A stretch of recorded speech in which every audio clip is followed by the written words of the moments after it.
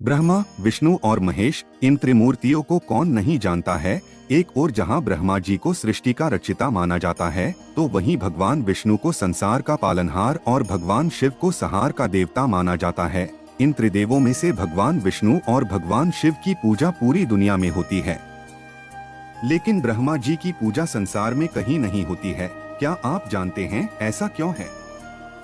ब्रह्मा जी सृष्टि के रचयिता होने के साथ साथ वेदों के भी देवता माने जाते हैं। उन्होंने ही हमें 4 वेदों का ज्ञान दिया। हिंदू धर्म के अनुसार उनकी शारीरिक संरचना भी बेहद अलग है। 4 चेहरे और 4 हाथ एवं चारों हाथों में एक एक वेद लिए ब्रह्मा जी अपने भक्तों का उद्धार करते हैं। लेकिन इस देव की पूजा कोई नहीं करता है। यूं तो धरती लोक पर ब्रह्मा जी के कई मंदिर हैं, लेकिन वहां ब्रह्मा जी की पूजा करना वर्जित माना गया है। पौराणिक कथाओं के अनुसार एक बार ब्रह्मा जी के मन में धरती की भलाई के लिए यज्ञ करने का ख्याल आया।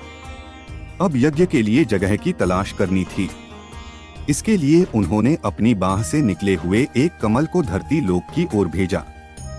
कहते हैं कि जिस स्थान पर वह कमल गिरा, वहां ही ब्रह्मा जी का एक मंदिर बनाया गया है।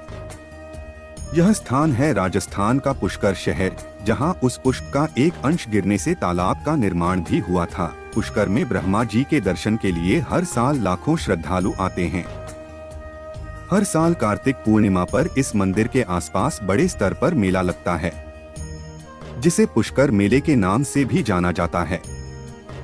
लेकिन फिर भी यहाँ कोई भी ब्रह्मा जी की पूजा नहीं करता। पौराणिक कथाओं के अनुसार ब्रह्मा जी यज्ञ करने के लिए पुष्कर पहुँचे, लेकिन उनकी पत्नी सावित्री ठीक समय पर नहीं पहुँची।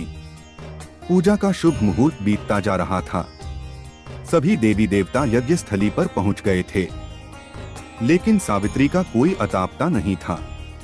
कहते हैं कि जब शुभ मुहूर्त निकलने लगा, तब कोई उपाय न देखकर ब्रह्मा जी ने नंदिनी गाय के मुख से गायत्री को प्रकट किया और उनसे विवाह कर अपना यज्ञ पूरा किया। कहते हैं कि जब सावित्री यज्ञ स्थली पहुंची, तो वहां ब्रह्मा जी के बगल में किसी और स्त्री को बैठे देख वो क्रोधित हो गईं।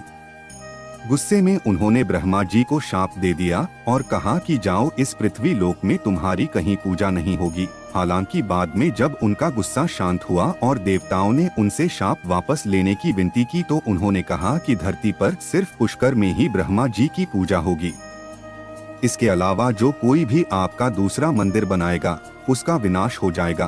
पद्म पुराण के अनुसार ब्रह्मा जी पुष्कर के इस स्थान पर 10,000 सालों तक रहे थे। इन सालों में उन्होंने पूरी सृष्टि की रचना की। पुष्कर में मां सावित्री की भी काफी मान्यता है।